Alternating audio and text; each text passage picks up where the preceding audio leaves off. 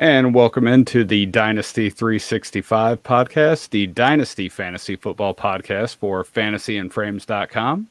I am joined today by my co-host, Jonathan Klinoski. Jonathan, how you doing, man?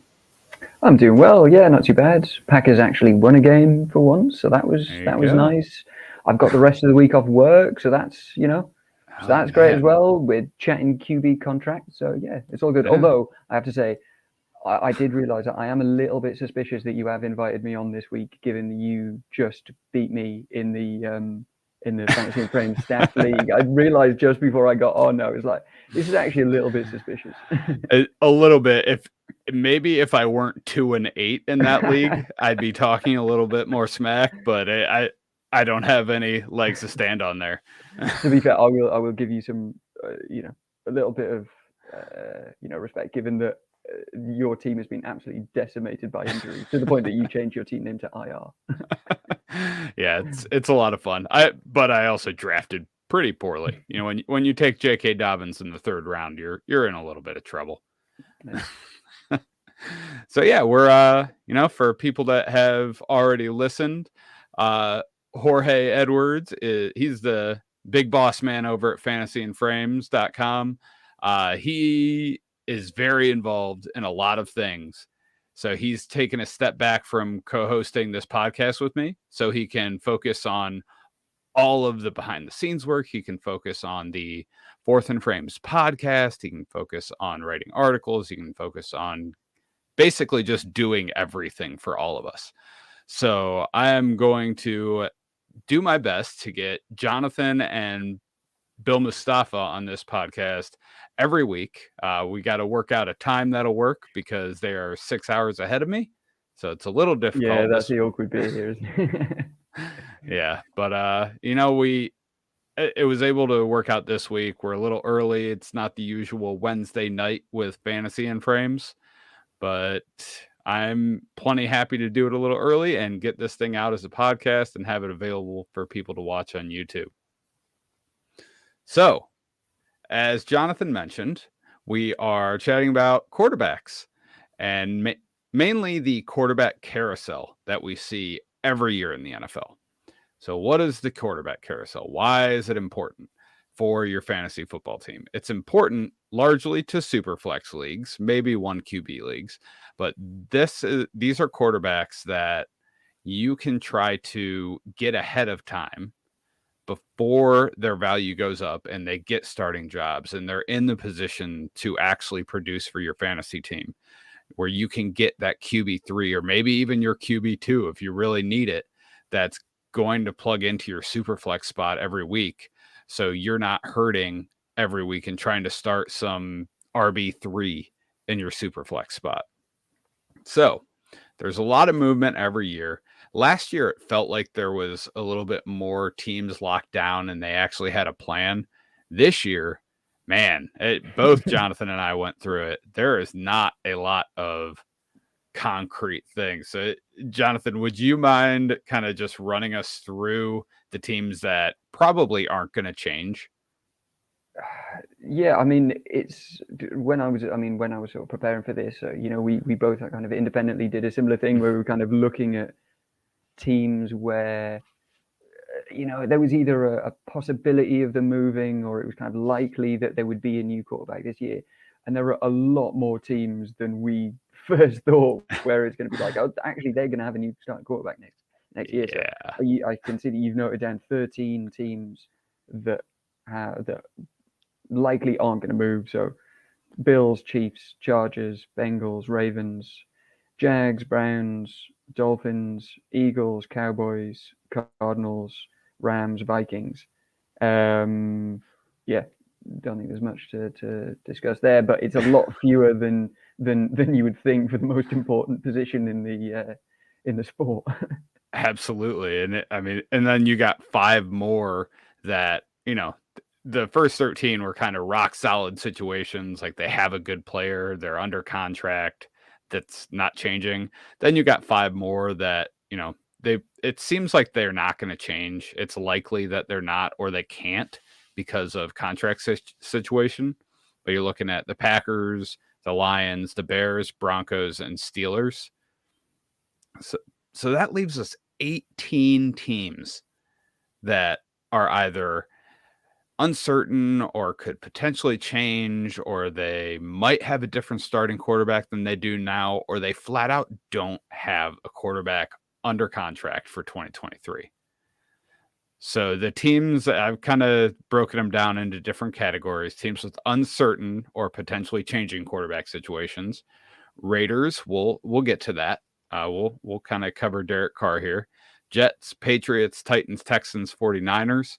These are all teams they have starting quarterbacks on their roster. They have them under contract. They're either in a team situation that could change, or the quarterback has simply underperformed as to where if there is a potential upgrade available, they might take it. Then we have teams that will likely have a different starting quarterback: Saints, Falcons, Commanders, Colts. I think you guys can pretty much explain that one for yourselves. And teams that do not have a close to starting level quarterback under contract for 2023. That's the Giants, the Seahawks, the Panthers, and the Buccaneers. So the one that I would, we spoke about it briefly just before we started recording, that I might slightly disagree with there is the Seahawks, given that Geno Smith is playing at an outrageous level, and we talk about how his completion percentage over expectation is just the otherworldly. So oh yeah, no, I love it. Obviously we were, yeah, I know it's amazing. But with a lot of these teams, they're going to be restricted by the options available and where they're going to be picking in the draft. And so with someone like the Seahawks, as you mentioned before we started recording, that they do have the Broncos pick. They're going to be likely going to be picking later than the Broncos, but that's going to be a really interesting situation to see what they do, because I think there's a good chance that they just give Geno Smith a short-term contract for 1 or 2 years. And that's actually, for if you're playing Dynasty, that could be a really shrewd move for you to trade for him now. You've got him for the end of the season. If you're a contender, you can start him for the rest of the season. But you might actually have something beyond this season, which is obviously something that nobody really thought coming into this year. Absolutely, and he's going to take a lot of teams to the fantasy playoffs in your Dynasty leagues. And the only reason I had them in that last category is because he's not under contract. True. He doesn't have a contract, and neither does even Drew Lock. They legitimately do not have a quarterback on their roster for 2023 right now.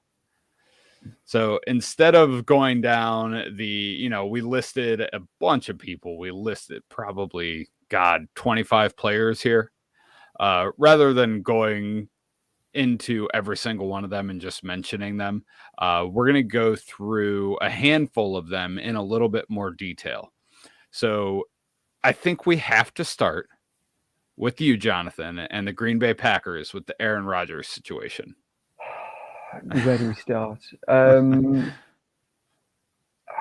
mean, look, obviously they played much better at the weekend. He looked more like Aaron Rodgers than we've seen this season.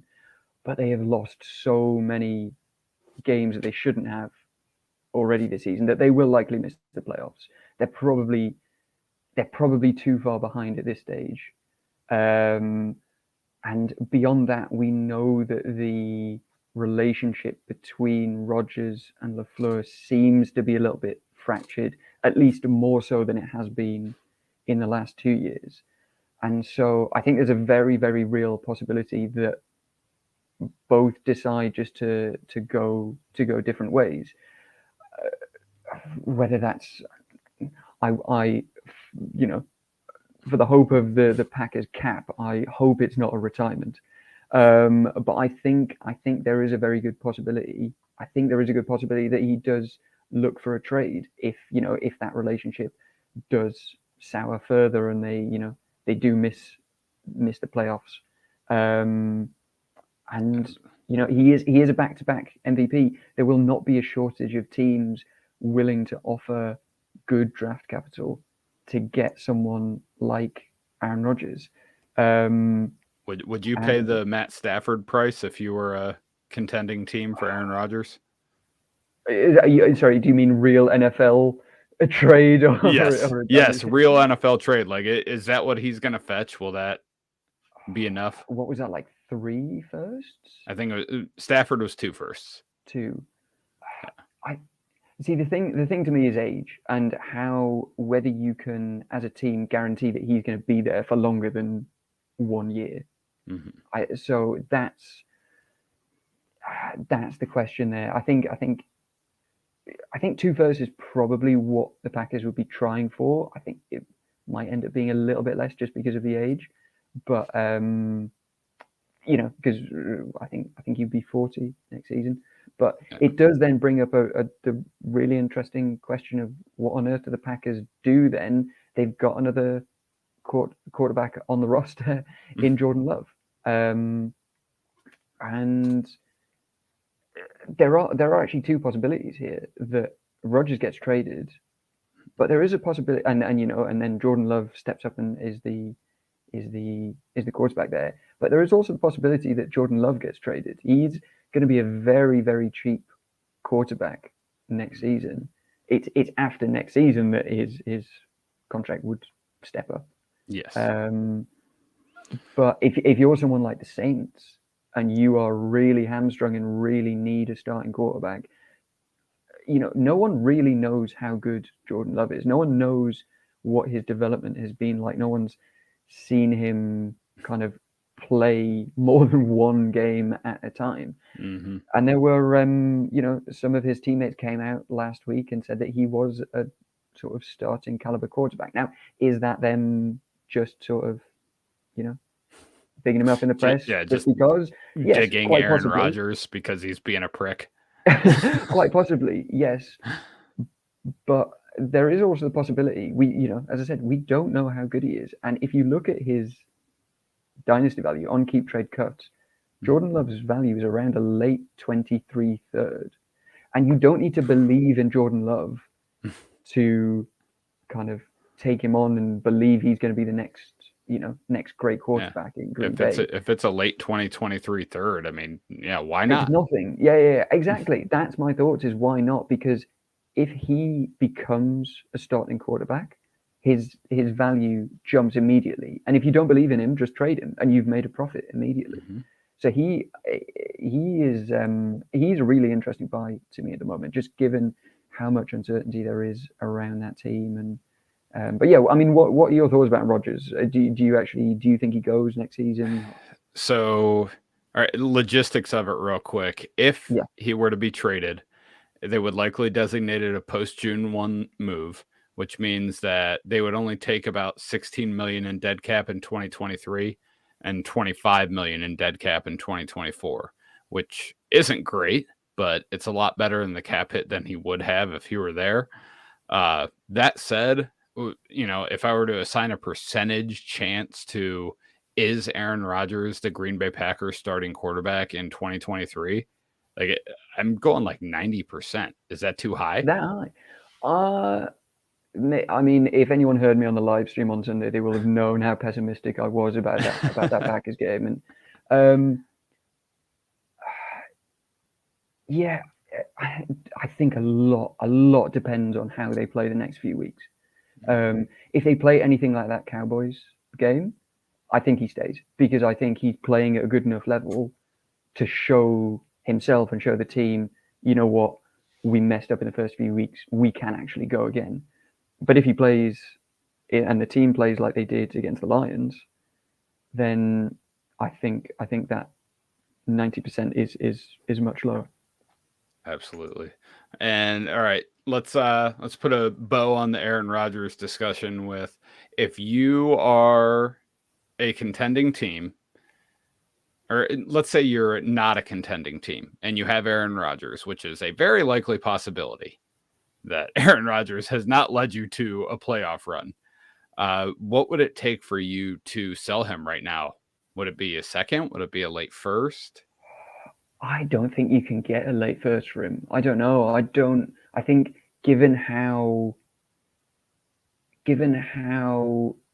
people guard 23 firsts at the moment, I don't think you're getting anywhere close to a first from him, because I mean, people have seen how the Packers have been, and they're not throwing a lot. You're not getting that much volume from him. yeah, I think the difficulty with this is that you have absolutely no idea of his long-term viability. So if you can get like an early second, an early second, I think is probably what I'd be aiming for if I'm a rebuilding team. I don't know. I feel as though there is some bad sentiment around him, just given his age and how he's playing. So yeah. I would love to get 2 seconds for him, and I'd move on. I'd take the L if he ended up coming back and playing at a high level. At least you get 2 good players. Yeah, and you know that he's not necessarily going to be a long-term solution for your team, and given that there are going to be, a good few quarterbacks taken in the first round next year, that certainly early second. Those early second round picks in 2023 are going to be really valuable. Absolutely. So I want to mention a couple guys in my category of competing for a starting / bridge job. So I want to mention Gardner Minshew, who played at a pretty high level when he was forced to start in Jacksonville. He was a good player. He led that team to some wins. Frankly, I was stunned that the Jaguars traded him. I thought it was a lot more valuable to have a high-level backup on your roster for cheap than to not have a high-level backup on your roster for cheap. But I guess the Eagles agreed with me, and they traded a 5th for him to have him in reserve in case Jalen Hurts didn't work out. We all know Jalen Hurts did work out. So Gardner Minshew is likely going to be moving on. And he is one of those guys that I don't think their teams are going to target him as a long-term starter. Not a lot of these guys are, but he could fill a role for a little while. He could possibly go to a team like the Texans and be an upgrade over Davis Mills. He could go to who you mentioned, the Saints, who are really hurting right now, even though they have Jameis under contract for next year. But it could be a cheap year for him, maybe. I think that's a great call. Yeah. Yeah. So I would look for Gardner Minshew to at least have some nice value going into next season, because he's going to be put in a situation where he's going to have an opportunity to at least play. And if he starts, you can put him in your super flex spot. So if you can get Minshew for cheap right now, I don't know if you can, maybe a 3rd, I would take it and just see what happens. I think he's probably on waivers in a lot of leagues. Like he's, those kind of like backup quarterbacks. You will often find that in shallower leagues they might be there. But this, to me, feels kind of similar to Mitch Trubisky, whereas like he's been a starting quarterback, he's then gone to be a backup, going into free agency, and again, like I said before, even if you don't believe in him, even if you don't think that he's going to be a long-term solution, if he becomes a starting quarterback, his value immediately jumps. So if you had picked up Mitch Trubisky, this time last year, you could have sold him before the draft for a good profit.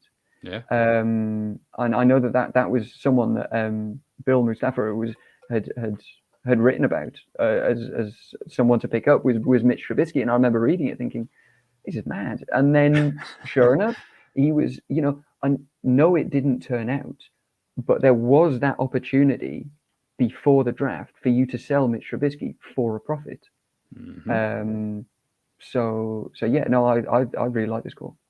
Yeah, and the other guy I'm mentioning, just so people understand what's going on, is Tyler Huntley. So he is a restricted free agent, which is different than last year. Last year, he was an exclusive rights free agent, which means the Ravens essentially could match any offer he was given and note in that they would have to pay no penalty whatsoever. Restricted free agent. What that means is you can put a first-round tender on a player, a second-round tender on a player, an original round tender on a player, or a right of first refusal tender. So since Tyler Huntley wasn't drafted, they cannot put a original round tender on him because he doesn't have an original round. They could do a right of first refusal tender, which means they would end up paying him around $2.5 million, and he would be able to negotiate with other teams, but that team would have to give him another offer, and the Ravens wouldn't have to match it, but that'd be fine.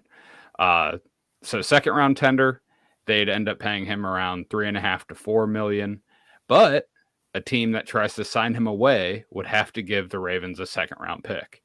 First round tender, same thing as the second round tender, except they'd end up paying him like $5 million. And that can be a lot for a backup quarterback, especially when you are going to have to give Lamar Jackson the bag at the end of this year. Yeah. I mean, what do you think happens with that? Do you think he gets a contract this offseason, or do you reckon he gets franchise tagged?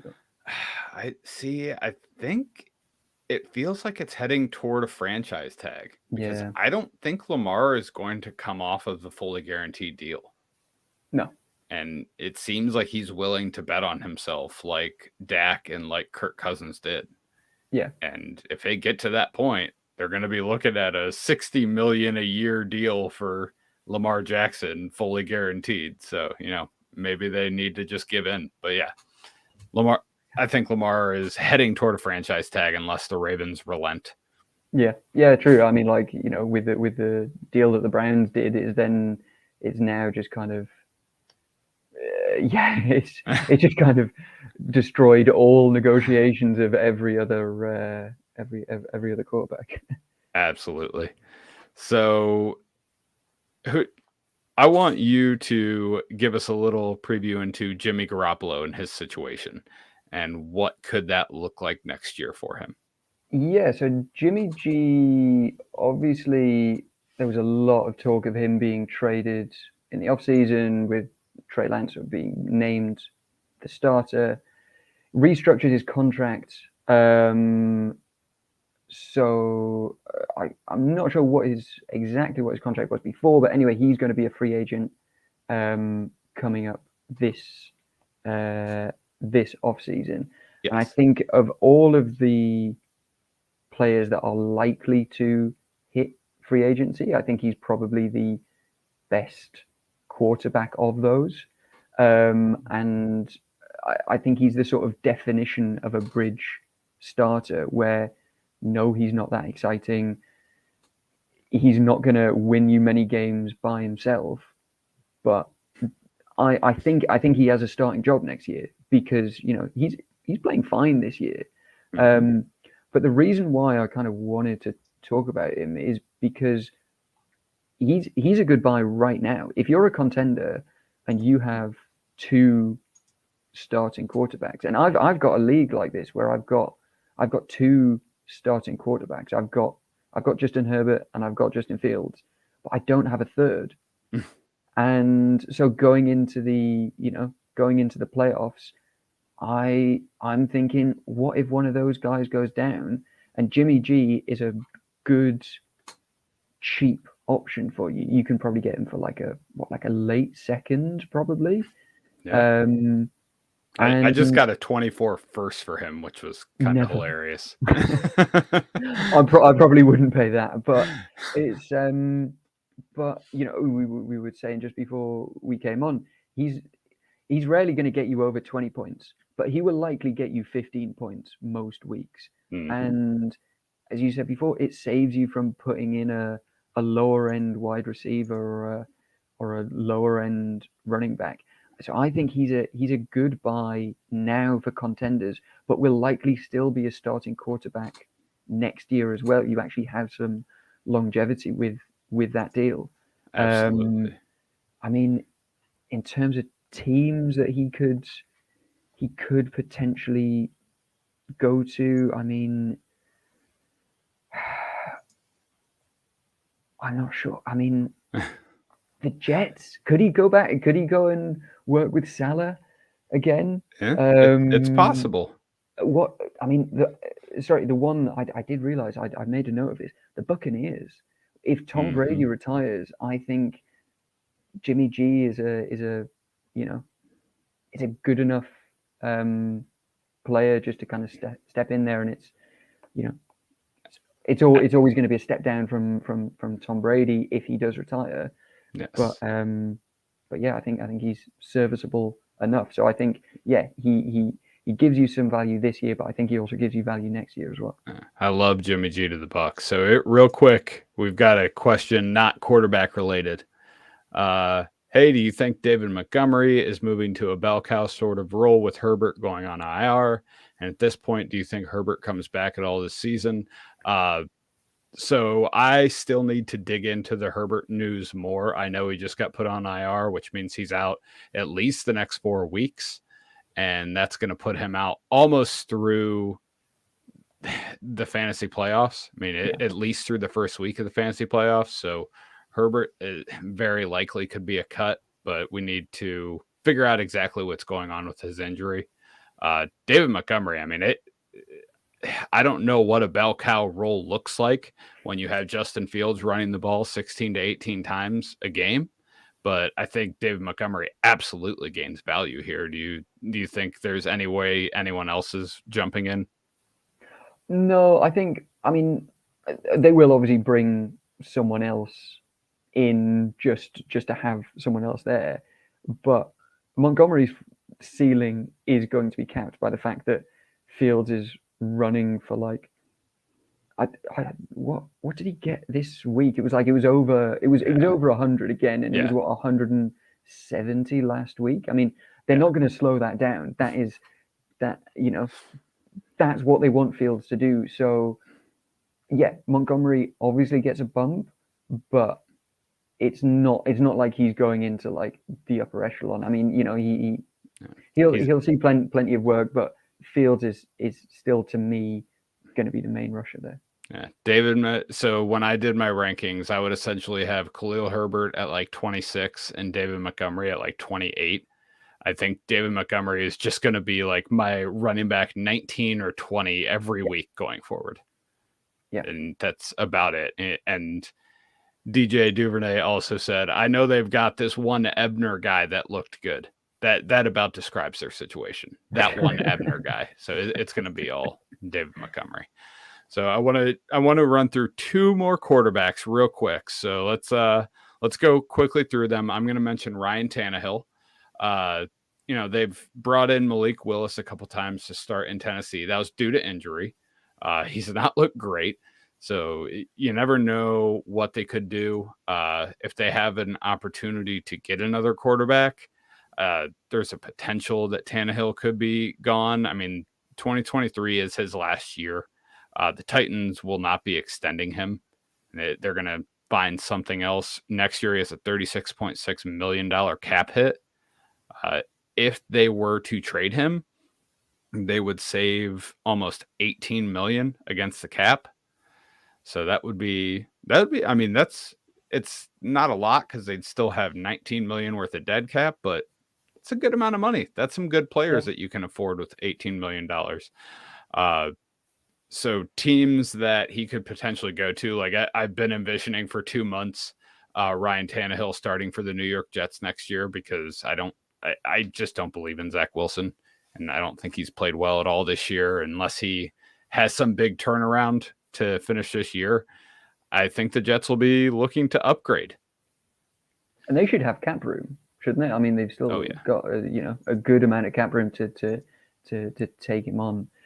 It's going to be such a fascinating discussion in the offseason as to what they do. As we said before, it hugely depends on obviously where they finish and how high they are in the draft. But if they kind of finish around where they are at the moment, and they're picking in where would they be in the sort of teens? Yeah, they're looking like they're going to push for a playoff spot. So you're looking closer to the 20th pick. Yeah, and so they're likely not going to be picking a quarterback in the draft. Mm-hmm. And if I could see it happening, I think it'd be a great move. Just something to help Elijah Moore, please. Yes, and the Jets actually only have $11.3 million in cap space next year, and they have some cut opportunities. They have some ways to get that number down. So that 11.5 million face value cap space for the Jets, that's not necessarily true. Like, I could go through and tell you how to save a bunch. So they could absolutely afford him. Can you run us through the Derek Carr situation quickly, and then we're going to get out of here? Yeah, this is an interesting one, just given how, I mean, this really isn't how the Raiders envisioned their season going, but they're slowly creeping towards a top 5 pick, and given the quarterbacks that are, available in the draft, I think there's a good possibility. I think of all of the quarterbacks that we've mentioned, I think this is the most likely to get traded, just because, if the season continues the way that it's going, I think it's just a natural ending point for both parties, just to say, right, let's move on. Carr can go somewhere else. The Raiders can pick up some draft capital and take someone high up this year. Yes. There's an as I'm sure you can go into, there's an easy out in the contract this year, and obviously getting rid of him then frees up cap room that you can then spend with a rookie QB contract. So yeah, and it's not as if he's been playing badly. Raiders are still putting up points. They're losing a lot of close games. So yeah, I feel as though there would be plenty of interest for him, I think. And dynasty wise as well, I was looking on Keep Trade Cut. It was saying around a sort of mid 23 second. I think for someone that is likely go. I mean, and I know that Keep Trade Cut. Yeah. I know I say all the time is a little bit flawed, but I think you can get a late 23 first for Derek Carr. You reckon? Yeah, I don't think that's if I'm a competing team and I'm hurting a little bit for quarterback, yeah, I'd pay it. If I lost a quarterback, yes. Because I was going to say, I mean, with someone like Carr, I mean, how old is he? Like he's in his early 30s. He's 31. Yeah, 31. So it's pretty young by quarterback standards. Exactly, that's what I was going to say. He's likely going to be playing for at least another, I don't know, 3 or 4 years, longer, 5 years. At a half decent level. So yeah, I think he's a good buy. Absolutely, and the logistics of that next year, Derek Carr has a $34.8 million cap hit. So what the Raiders did essentially was they did not give him a big signing bonus. They gave him a $7.5 million signing bonus, and they put most of his money into base salary guarantees. So what that means is there's not a lot of cash that goes out the door for the Raiders, that have gone out the door for the Raiders on the Derek Carr contract, and they would only take a dead cap hit of $5.6 million if they were to trade him. So that would immediately give them $30 million. And like you said, if they're picking early and they have an opportunity, it makes a lot of sense. And I think this is going to be the popular fit, but Derek Carr on the Buccaneers looks pretty good. Yeah, I like that a lot. Yeah. All right, so there are a lot of other guys on this list, but we are not going to go into them right now. Maybe at some point in the offseason, we can dive into them a little bit more. Jonathan, thank you so much for joining me. That was a lot of fun. I love going into just potential landing spots for players and contracts. I certainly have a blast with it. So thank you very much for joining me, and hopefully I'll have you back next week. Absolutely. All right. Have a good night, everyone.